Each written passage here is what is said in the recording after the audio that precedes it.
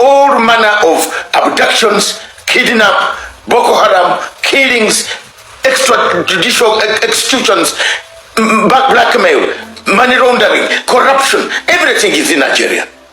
Mr. Bankole has never notified anyone in the AU headquarters, in the secretariat that registered conflict, that there is a conflict in Nigeria. Nigeria is in chaos. Nigeria is in a very terrible situation. People being killed, but a man who comes from his own country is not saying anything about the killings of the people in South and Southeast. Mr. Bankole, stop the mess, the rot at the Peace, Security and Political Affairs Department of African Union. If the chairman is not telling you, if the vice is not telling you, chairman, deputy chairman is not telling you, I am telling you as an editor. I am older than you in age and in brain and in intellectual capacity, because I've read more about this than you have. So, having been an ambassador, helped to become an ambassador by Obasanjo or somebody, Babangida, and so on, I have never been helped to be. I've made myself Mr. Bankole, and please, I am going to be shouting you out until you change your behaviors. You Nigerians have caused a lot of trouble for the world. Look, the other woman who is in UN, Nigeria is bleeding. She doesn't say anything. Another woman is in WTO. She doesn't say anything about Nigeria. It is falling to pieces. You are our leaders in Africa, as far as democracy is concerned. A big nation with a big population. You would be leading us and we will be following you. But because of corruption of the elite, you at the AU, you have let us down. All right. So please, I want to beg us to take a little time and listen to our brother and father, Dr. David Masanga. He's a member and a representative at the AU, African Union. Oh yes, so he took time actually in this video to talk about the killings going on in Nigeria. And not only that, he went ahead to call out the head of PAPS. Yes, PAPS is Political Affairs, Peace and Security of Africa. I think is under AU. Yes, so he went ahead to call out the head of that organization. And you know what? The head of this organization is actually a man from Nigeria and from the West. Oh yes, Mr. Bankole Adeoye. Yeah. So he went ahead to call him out and say, why are you not telling us what is happening in your country? Why are you not telling us the killings going on in your country? What is all this? So please, I want to beg you to take a little time and listen to him, because I tell you that we still have men that speak. But the only problem we have is that they are being silenced. Oh yes, because you know that popular saying that the most hated person is the person that speaks the truth. Yes, so if you want people to hate you, just start speaking the truth. And that is what we are seeing. And that is why Africa is going backward on daily basis. So please, I want to beg you to take a little time and listen to him. Then you do well to drop your comment on the comment section. What he said, is it correct or is it not correct? But I'm sure listening to it, you must learn something. So please watch it, then you drop your comment, please. Good morning, fellow Africans. Today, this morning, on 23rd of July 2025, I want to look at the African Union Commission, the rot at the African Union Commission. How did the African Union become the echo chamber of the corrupt elites instead of the voice of the African people? The African Peace and Security Commission, headed by Ambassador Bankole from Nigeria, has become the epicenter of corrupt nepotism, corruption, neocolonialism, patronage, and it has failed in its duty to document the problems that Africa faces. We have a lot of security spots on the African continent, but instead, the Commission chairperson or the Commissioner for Peace, Security and Political Affairs spends more time bickering amongst the staff who should take the position of this one, who should replace that one, while Africa is bleeding.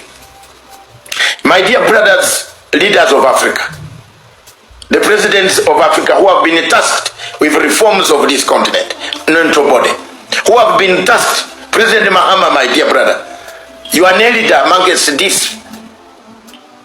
This organization was formed by very determined people. Kwame Nkrumah down in the grave would like to see an Africa working.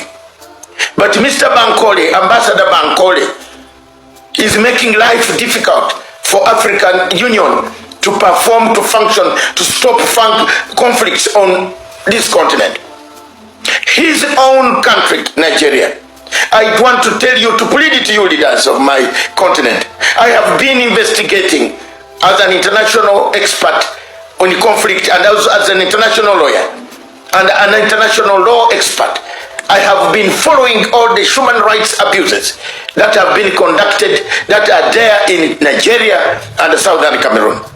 I have written letters and letters, made applications and applications to these courts to say there is something wrong.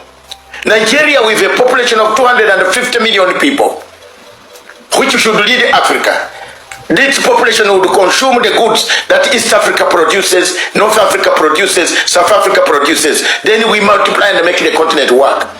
Is under siege from all manner of abductions, kidnap, Boko Haram, killings, extrajudicial executions, blackmail, money laundering, corruption. Everything is in Nigeria. Mr. Bankole has never notified anyone in the AU headquarters, in the secretariat that registered conflicts, that there is a conflict in Nigeria.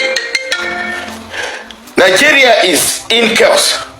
Nigeria is in a very terrible situation, and we need to help.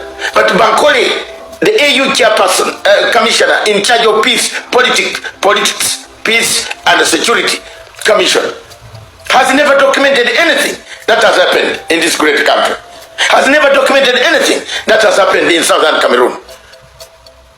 What kind of corruption is this that has taken root in this place, where you find people being killed, but a man who comes from his own country is not saying anything about the killings of the people in South and Southeast, to the extent that Nigeria itself has declared state of emergency in one of the states. But Mr. Bankole, because he comes from Nigeria, he pays more royalty to Nigeria than he pays more royalty to African Union. He pays more royalty to leaders who call him at their places.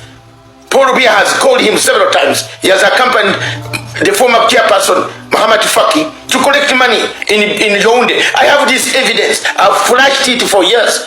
These people collect money instead of resolving the conflict. My leaders, my elders on the continent of Africa, the presidents, please sit down and streamline this African Union. You see the world is changing.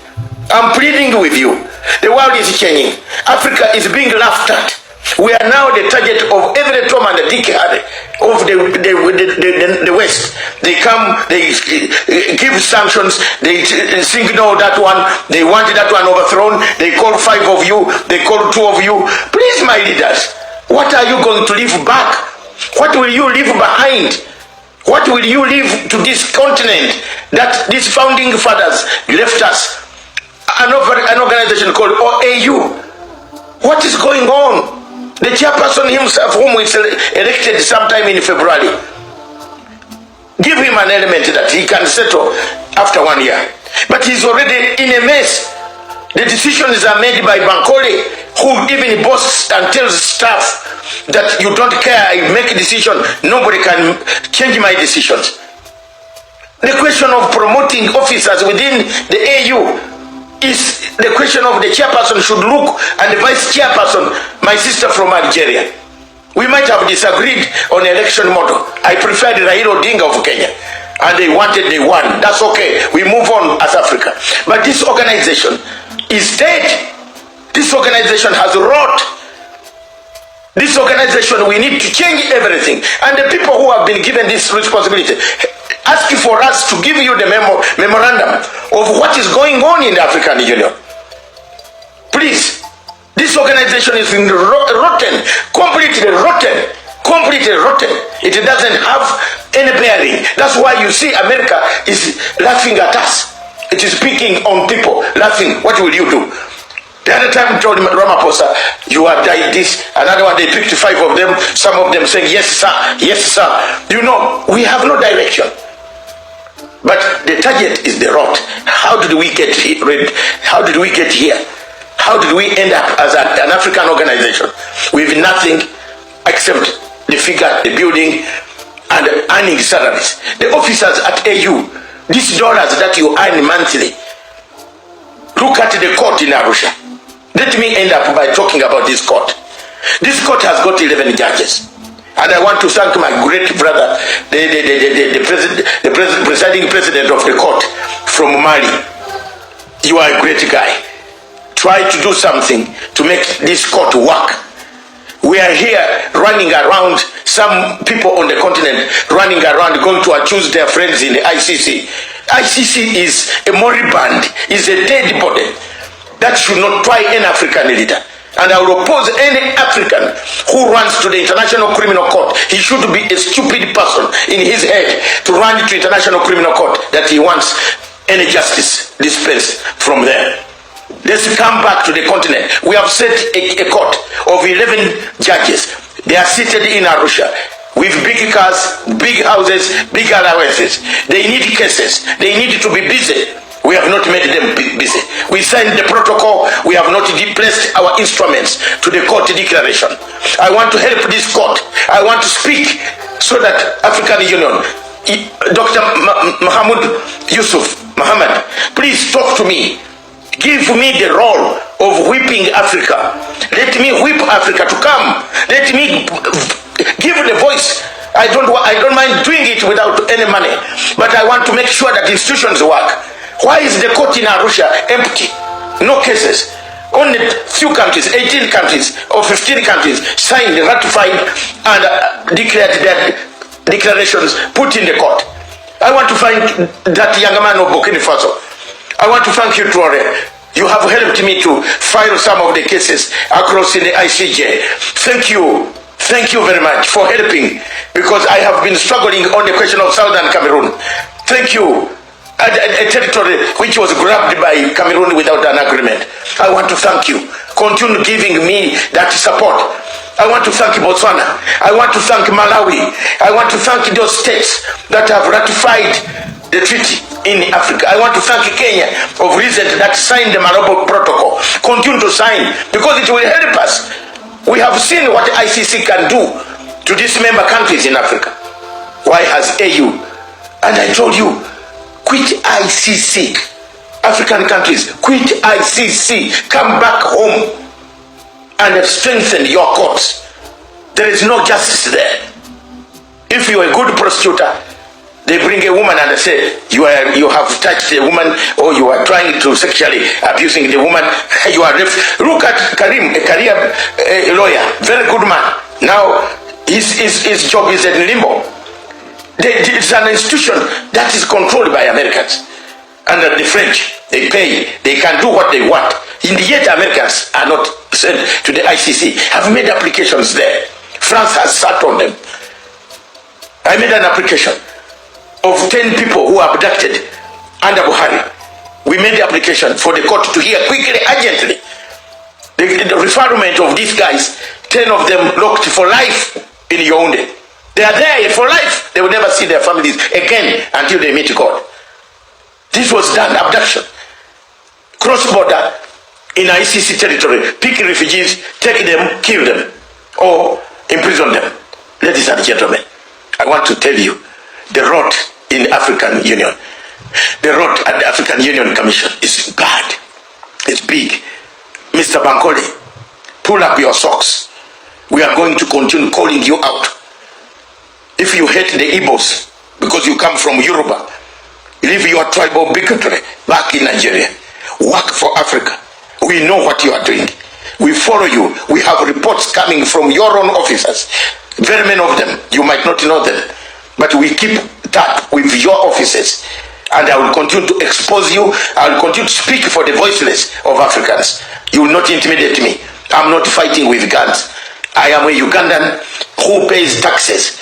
I'm a Ugandan, part of the people who were there when they were forming, when I found this place formed. You were not there. I was born, and therefore I will not keep quiet when you dismantle. Remember our organization. Conflicts in DRC Congo, conflicts in Sudan.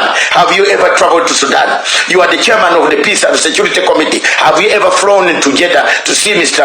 Burhan? Have you ever flown to Jamena or another city to meet Mr. Hamid? Have you ever met them? I have tried myself to meet delegations in Geneva. I don't see you anywhere. You have never, you put a delegation there, you have never come to any of these peace processes. Mr. Bankole, stop the mess, the rot at the Peace, Security and Political Affairs Department of African Union. If the chairman is not telling you, if the vice is not telling you, deputy chairman is not telling you, I am telling you as an editor. I am older than you in the age and in brain and in intellectual capacity, because I've read more about this than you have. So having been an ambassador, helped to become an ambassador by Obasanjo or somebody, Babangida and so on, I have never been helped to be. I've made myself Mr. Bankole, and please, I am going to be shouting you out until you change your behaviors. You Nigerians have caused a lot of trouble for the world. Look, the other woman who is in UN, Nigeria is bleeding. She doesn't say anything. Another woman is in WTO. She doesn't say anything about Nigeria. It is falling to pieces. You are our leaders in Africa as far as democracy is concerned. A big nation with a big population. You would be leading us and we would be following you. But because of corruption of the elite, you at the AU, you have let us down. The other one in UN, Dr. Mohammed Amin, is the most dangerous, ruthless person. UN, she has never even told the UN that there is kidnap, there is abduction, because she was chosen by Buhari and the Fulani clique in your country. You are chosen by the people in power. So you are not helping your country. You are not helping Southern Cameroon. You are not helping DRC Congo. You are not helping Sudan. You are not helping anywhere. Libya is turning to chaos. Where is this taking us as Africans, African leaders? Please, I plead with you on this day. Remember me, that I told you Trump is coming with so many activities against us. Let's prepare our continent. We are being mortgaged for minerals. You have minerals, they give you arms. These arms kill us, they don't kill them. So thank you very much. That is my brief comment this morning. Continue watching this channel and continue retweeting this video so that it reaches everybody. If your president hasn't had this man, Dr. David Masanga, we always say it, Pan-African Forum Limited and Associates, we are ready to serve Africa without fear. We are a pro bono organization. We are not an NGO. We don't rely on somebody funding us. We only fund ourselves. My little resources that I have, I am able to move and make Africa better. Thank you very much. God bless you. God bless Africa. All right. You have seen it. Hey, so what do you think about it? Please do well to drop your comment on the comment section what you think about it. All right. I'll see you in my next video. Thank you very much, and God continue to bless you.